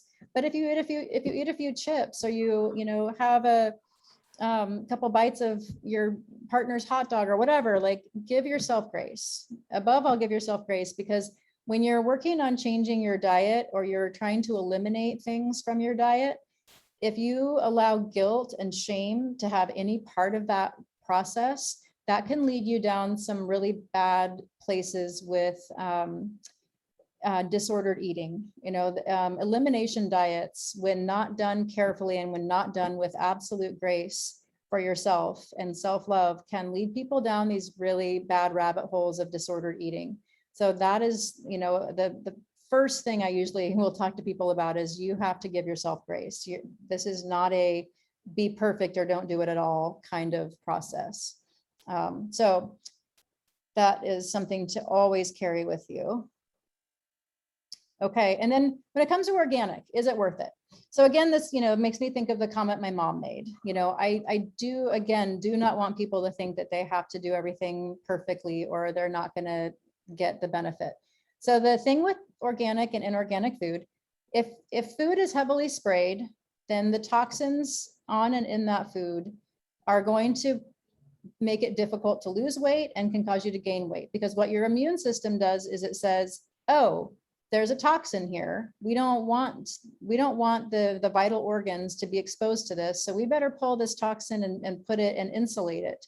And so where do you insulate toxins? In the fat tissue. The fat tissue creates insulation to keep toxic stuff away from the vital workings of the body. And so a lot of people who struggle to lose weight can't lose weight because of toxic burden. So as a coach, like, that's something that I would be really working on, is like, we need to really set up your detox systems and really support your detox systems to get the toxic load off. And losing weight gradually is the key. If you lose weight too fast, then you can dump all of those toxins back into the blood flow, and that can cause people to feel really icky for a while. So we really support gradual weight loss if toxic burden is a part of the issue. So you want to really eliminate the things that are causing your body to want to keep that fat storage and that insulation. Also, some of the stuff that's sprayed on foods can contribute to leaky gut. It can be, there's stuff in those foods that can be contributing to the damage and the disruption in the gut lining and lead to inflammation. And when you have inflammation, you have high stress hormones, and then you have another reason to gain weight or not be able to lose weight. And I have a perfect example of a patient who has lost over 100 pounds, and she didn't start losing weight until she came to the functional medicine doctor that I work with and learned that her problem was entirely related to inflammation. Once she got the inflammation under control, her body started letting go of weight. So it's just so important to recognize, what are the sources for an inability or difficulty to lose. The Environmental Working Group is a great website with a great resource to know where to put your grocery dollars. So, I mean, most of us have some financial constraints. Like, it's rare to meet somebody that's like doesn't have some financial constraints. And so I usually tell people is go to the Environmental Working Group and go to their Clean 15 and Dirty Dozen pages, because what that will tell you is if you are really trying to do the most with your dollar, then you can go to the Clean 15. And those are all the fruits and vegetables that have that particular year. They've done the research to determine that they were less heavily sprayed. And so you can get, let's say, potatoes were on the Clean 15. So you can get conventional potatoes and be pretty sure that you're not going to be getting a lot of toxic burden from those. The Dirty Dozen, on the other hand, would be the things like strawberries are almost always on the Dirty Dozen. They're very heavily sprayed. And so if you're getting conventional strawberries, you're going to get some toxic load. You're going to get some bad stuff in there. So you really want to spend the money for the organic strawberries. So it's a nice resource just to know. And then I think it's also important to just weigh, like, if I'm eating conventional produce that's heavily sprayed, then I'm supporting that process. And there are environmental consequences of all of that spraying. And so if we want to just sort of think from a more environmental or global standpoint, we want to really support like the farmers that are using less toxic spray in their farming. Any questions about that? Okay, so macros. So this is another, fun one to really work through and explain to people. And I think, it's more and more common for people to understand, the whole idea of like the low carb diet. And I think just really kind of hashing it out and helping people understand it a little bit better is helpful and important. So, as much as there is a more awareness around the whole low carb diet craze, there are still people who think it's calories in, calories out. And there are people who are even like, in the public eye, still saying it's just calories in, calories out. And there's just so many studies that have debunked that, but you can always find a study to support what you believe. But what we eat affects our hormones. So insulin being the number one hormone that's affected by what we eat. So when we eat carbohydrates, especially refined processed carbohydrates, our insulin is immediately secreted and increases. And so insulin's main role in the body is to pull blood sugar out of the blood and get it stored. So it is highly sensitive and it is highly reactive. It's very quick. It senses the blood sugar in the blood. It's quick to be elevated. It's quick to pull the sugar out and get it stored in the fat tissue. It's a very powerful hormone. And it is responsive to the blood sugar, the blood glucose. It does not respond to fats in the blood. It responds to sugar in the blood. And so when we're eating a diet of regular refined carbohydrates, we're having toast for breakfast, we're having, pretzels for a snack, we're having a sandwich at lunch, we're having maybe some more, some crackers for a snack. And then at dinner, we're having pasta or rice or another sandwich, or it's there. So much of the standard American diet is that way. Like when I tell people, try to stop eating bread, their head spins around. Like they're like, what? Stop eating bread? Well, what do I have for lunch? Like they can't even fathom the idea of not having a sandwich for lunch. It's really amazing. Like we're so conditioned. And so when we're constantly having a diet like that, then we're constantly having blood sugar spikes, insulin spikes, stores it in the fat tissue. And then when the blood glucose drops, then you feel tired and lethargic and you need that quick surge again. So then you go have your pretzels and then you get the big spike, you feel better, then it drops again all day, every day. And then people are gaining weight and, it's just this gradual process. And then all of a sudden it's like, oh, I'm 20 pounds overweight. Now I'm 40. So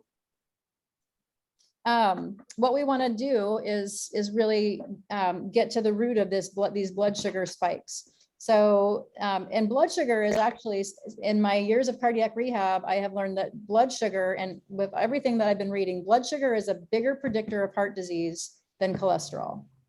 So I follow a lot of people on like podcasts and a lot of scientists, and everybody that I follow says they would rather know what someone's blood sugar is than someone's cholesterol to determine what their risk for cardiovascular disease is. It is a huge contributor to heart disease because elevated blood sugar and elevated insulin, like when your insulin is constantly high because you're constantly throwing carbs in, those two things together cause damage to the lining of your arteries. And those two things also cause inflammation. So now you've got inflammation taking place, you've got damage to the lining of your arteries. And if you also happen to have high cholesterol, then you've got the trifecta, and you're definitely going down the path of heart disease.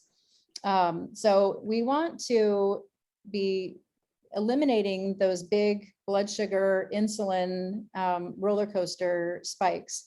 And we want our body to be metabolically flexible. We want our body to be very efficient at burning fat and burning blood sugar. If we're constantly throwing sugar on the fire, that's all our body knows how to burn.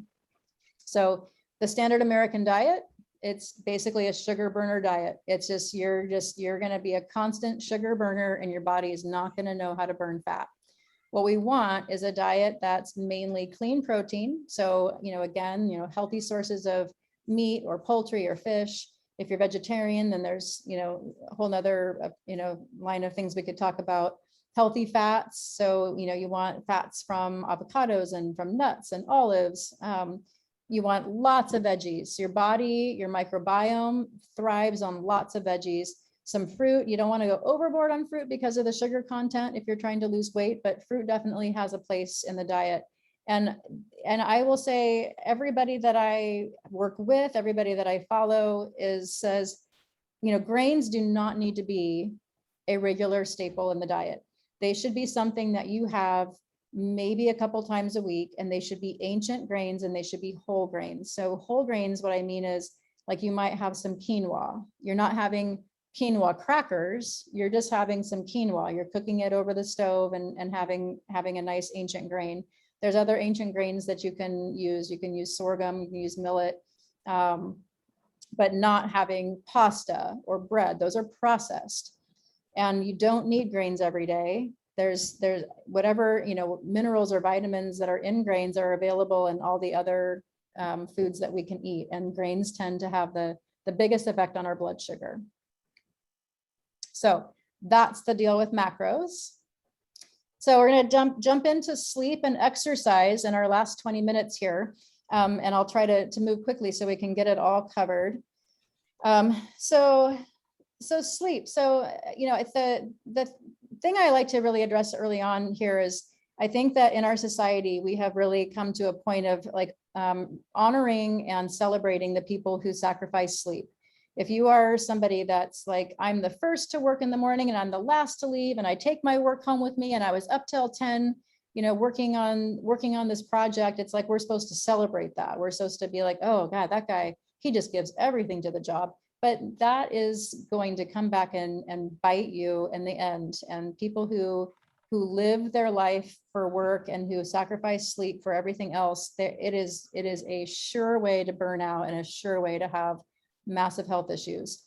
A lot of people that I've worked with will stay up late at night because they need their me time, their quote unquote me time. The parents that are working, they get up in the morning and they're making breakfast or lunches, they're going to work, they're coming home, they're making dinner, and then they're getting the kids to bed, and then they just need me time. And I get it. Like, I totally get it. And I was there. I was staying up till 1 or 2 in the morning, making jewelry or writing music. And it was my me time. And that may work for people for a little while, but that is not sustainable. And sacrificing sleep for me time, unfortunately, is not really me time when it's hurting your health. So we really have to change our attitude about how we look at sleep. And I think someone said in the challenge last week, sleep time is the new me time. So getting to bed and giving yourself the gift of sleep should be the gift you give yourself, instead of staying up late for me time. A lot of people have insomnia because of monkey mind. They're thinking about work. They're taking the stress of work home. A lot of times we are stuck inside all day, working under artificial light. People are sacrificing sleep because they think, oh, the gym is more important. I've got to exercise. So I get 5 hours of sleep, but I make it to the gym every day. We sacrifice sleep for a lot in our society. Sleep is like, people think of it as unproductive time. So whatever I need to get done, I'll just sacrifice sleep for it. And I have learned over the last few years in my coaching that if I had to choose sleep or exercise, as an exercise physiologist, I would still choose sleep, because it is that important to your longevity. When you do not get enough sleep, you literally are taking years off of your life. So even more important than getting to the gym is working on getting good sleep. So consequences of poor sleep. So we'll just kind of breeze through these so we have enough time. So we have high stress levels. We have high blood sugar, high blood pressure. When we don't get appropriate sleep, it's a direct connector to weight gain, inability to lose weight. Heart rate variability drops. Heart rate variability is a longevity marker, and it's a measure of your balance between parasympathetic and sympathetic nervous system. Again, reduced longevity, increased cardiovascular risk. Our immune system doesn't function well. We get sick easier, increased depression, reduced sex drive. And let's talk about the things that get in the way of sleep. So again, stress and anxiety, taking stress home from work, having unresolved relationship stress, and not managing stress well. Of course, it's to be human means we're going to have some stress in our lives. So how do we manage it? How can we transition from work into evening and maybe let go of some of that stress? So working on different ways to manage stress, and that's a whole nother topic altogether. Hormone dysregulation. So, women who are going through perimenopause or menopause will a lot of times have sleep issues, and there's things that definitely can be done lifestyle wise and supplement wise to help that. If you're taking in caffeine, nicotine, or alcohol, especially within a couple hours of bed. If you're not on a sleep schedule. So like, oh, I go to bed at 9 some days and I go to bed at midnight some days. And some days I just, stay up till 2, like your body is just constantly guessing. Your room is too warm. Your body really likes a cool room. If you have blue light or any kind of screens before bed, that stimulates your retina to think that it's still daytime. And so you lose your melatonin levels will drop, your natural melatonin. Social media can totally, like, even if you have your phone on night mode or you're using your blue blockers, being on social media a lot of times can be triggering, even if we don't realize it. And people will get sucked into social media right up until bedtime. Oh, let me just see if I got another like. Oh, let me see if someone else posted something about this, or, it's just, we get so sucked into social media. It's almost like if we're not on social media, we have that FOMO, like that fear of missing out. Oh, someone might have posted something I don't want to miss. Vitamin deficiencies can be a part of sleep disruption, and that's something that I dive into with clients. Pets that want to sleep in our bed or on our face. Like my cat sometimes will come and like sleep on my neck. Partners that snore or are restless sleepers. Like if we have someone in our bed with us that's really, constantly, rolling around in bed or having issues, or, even a partner that maybe is experiencing an illness and they're sick. Sometimes we just need, to have some times where we might have a separate bed just temporarily to get sleep. Lack of exercise can affect sleep, and being stuck inside under artificial light all day can affect sleep. Okay, so to improve sleep, so how do we get better sleep? Well, we talked about the sleep schedule. So getting onto like a normal sleep schedule and allowing your body to fall into a circadian rhythm. Getting to bed earlier is really important. A lot of us just generally stay up too late. Avoiding screens, ideally for a couple hours before bed. Avoiding food for 2 to 3 hours before bed, really important. That's part of this whole intermittent fasting idea. Outdoor natural light during the day, really important for regulation of hormones and melatonin. Journaling or meditating prior to bed can be a great way of like just letting go of stress, just getting everything out onto a piece of paper and just processing those thoughts, those emotions, those stresses. A little meditation or mindfulness. For some people, there's great music that can help kind of induce them into a sleepy state. There's supplements and sleepy time teas that can be really helpful, especially when you start creating like a sleep hygiene practice. Like, okay, every night, like I have a pattern, I make my sleepy time tea, I start listening to soothing music, I do a little meditation, and your body just kind of gets into this like, okay, like this is the time, this is the pattern, it's time to get ready for sleep, and it makes it much easier to fall asleep. And then breath work, doing, and I talk with people specifically about different types of breath work in my coaching of how it can help calm them. A cool room, like 62 to 65 degrees is the best temperature for sleep. Minimizing your Wi-Fi signals if you can from your phone or devices. Of course, a good mattress and pillow. Some people benefit from a white noise machine. Our attitude about bedtime and our attitude about sleep. Like if we have that mentality of sleep is unproductive, like there's other things that I can do with my time that are better than sleep, like that needs to shift in order to really get the best sleep. Avoiding unhealthy stimulus like violent TV shows before bed. Hormonal status, so again, stuff I talk about, but making sure that you're getting outside and getting the melatonin signaling. Temporary melatonin supplementation is sometimes helpful. Caffeine, so the half-life of caffeine is actually longer than we think, so we need to really stop drinking caffeine much earlier in the day than I think a lot of people realize. And then alcohol is it's not a sedative. It actually it may make people feel sleepy, but it's actually very disruptive to your quality sleep. It suppresses your REM sleep. It fragments sleep. It actually can trigger your sympathetic nervous system and stress-related neurochemicals. So it's really not something that's giving you restorative sleep at all. Melatonin can be helpful in the short term, but it's not something that we recommend people rely on long term. If you're using it, just be aware that the amount of melatonin in an over-the-counter supplement can be far different than what it actually says on the bottle. It is hard to really overdose. I mean, unless someone is wanting to overdose. And it's generally, safe to use temporarily, but again, I encourage people not get reliant on it.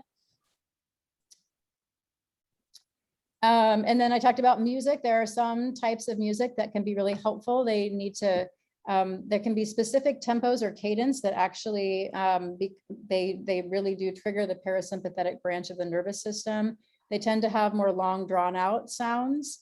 There's generally not lyrics. If there's lyrics to music that you're trying to go to bed to, your brain can attach to those lyrics and it can make judgments about those lyrics. So you really want stuff that doesn't have any words to it, unless it's maybe like a very minimal chant. Barry Goldstein has a lot of music for like healing music for different times of the day. And if you go to his Spotify and you look for a playlist to end your day, that's stuff that's been specifically studied to quiet the mind and prepare the mind for sleep. So you can go look for him on Spotify and find that playlist. Okay, let's see. Oops, talked about that. Okay, so, and then if you wanted to get, like Tom, you're a data guy. If you wanted to get real, geeked out about sleep, and if you're getting good sleep, you could get different assessment tools. I have an Aura ring, and this is part of my mentorship because they really promote it. And most of the people who are in my mentorship who are now doing coaching will encourage people to get an Aura ring because of the data, and it tracks your heart rate variability. It tells you all about your sleep and your stages of sleep, tells you your average resting heart rate, a lot of really good information. And so it's something like with my coaching, I can have people tell me like, okay, give me the last 5 days of data from your Aura ring. And then let's look and see what's going on. Okay, let's try tweaking this or try tweaking that and see what happens with your numbers. So it's for people who really like to have biofeedback and data. It can be really helpful. I'm still doing a lot of experimenting, and when I start this new diet on Monday, I'm going to be really curious because everybody that I've talked to says that their heart rate variability got way better on this metabolic reset diet. Okay, so joyful movement. Where are we at time-wise? Okay, we're gonna breeze through this, and then there'll be a couple minutes for questions, and you both get a prize. So joyful movement. So joyful movement is movement that brings you joy. It very, very simple. You enjoy doing it. You feel good in your body. You're in the moment. You look forward to it. It's something that you think of as, I get to do this. You're celebrating what your body is capable of. It doesn't feel too hard, but it's not too easy. You feel like there's, some degree of effort, to it, but in a good way. And it's life-giving. It makes you feel alive and vibrant while you're doing it, mentally and physically. It boosts your confidence. It makes you feel like you've done something. You feel a sense of accomplishment. What's not joyful is super intense, super exhaustive. It does not feel joyful. It feels like work the whole time. You can't wait for it to be over. You don't look forward to it. It hurts. It doesn't feel natural.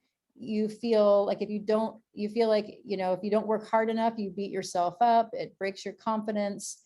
If you don't have a good day at the gym, you feel defeated like that. None of that is joyful. And for most people, not sustainable. Benefits of joyful, whoops, I think I might have skipped one. Okay, wait, nope, let me go back. Benefits of exercise. So this is kind of a no-brainer, but better blood pressure, better immune function, reduced cardiovascular and diabetes risk, you have stronger bones, less risk of weak osteoporotic bones, better weight management, better energy and stamina, stronger, better sex life, better sleep, reduced depression.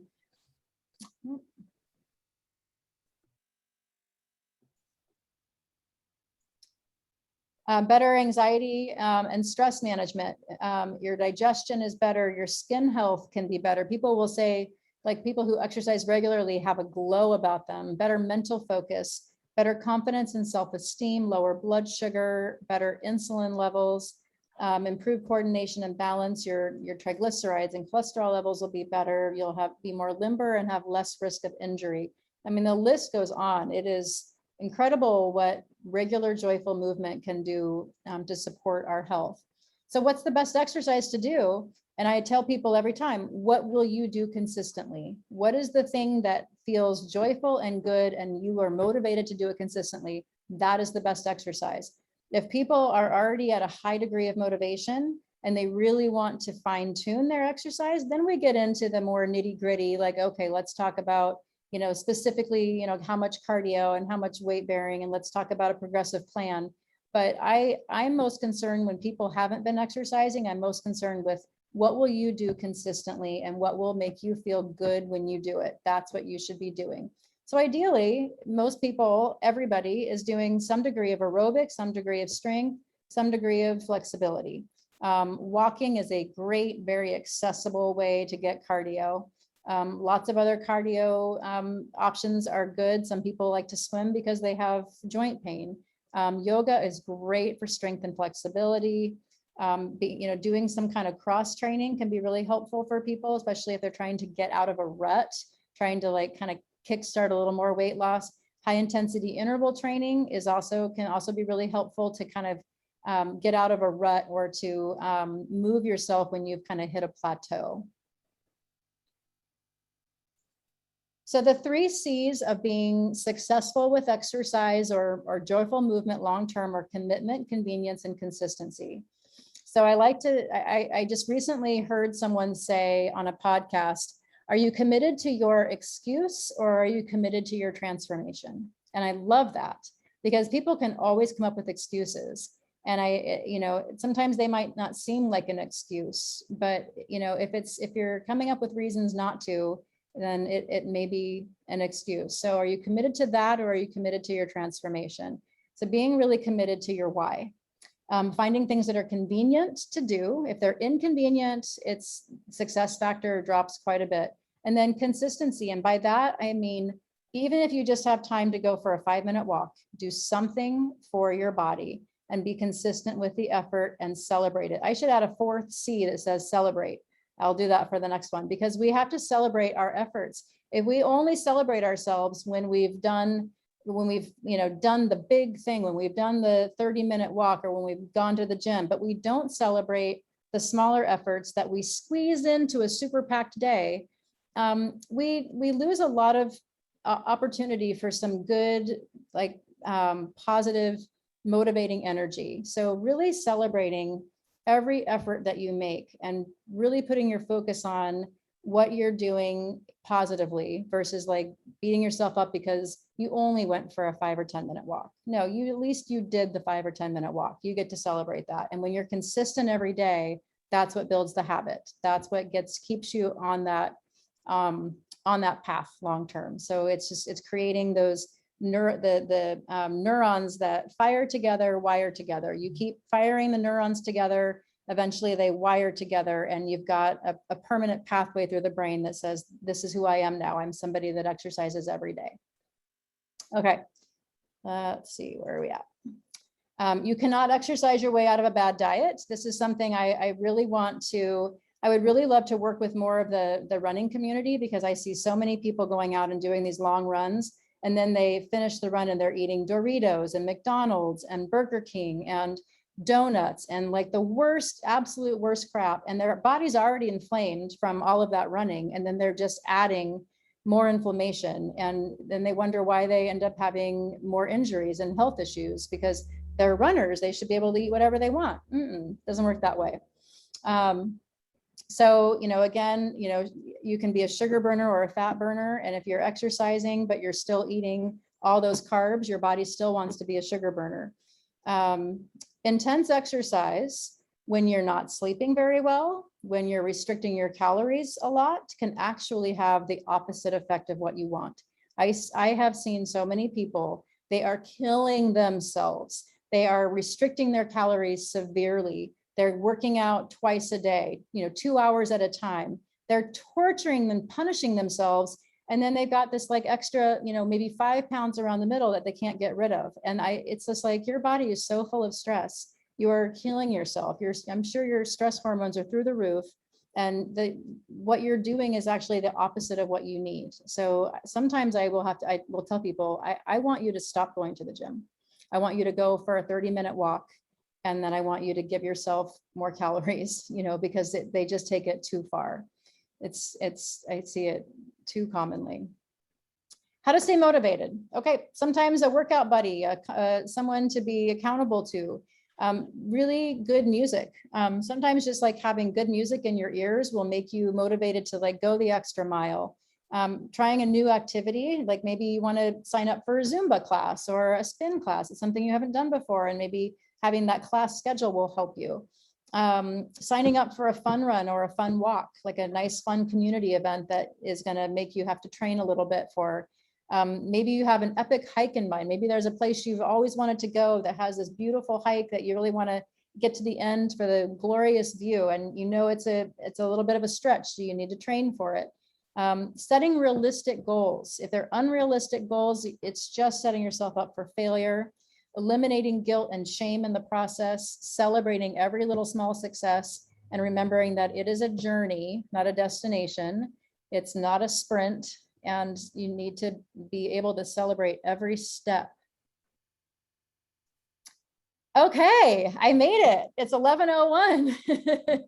I made it to the end, and I did it in 2 hours.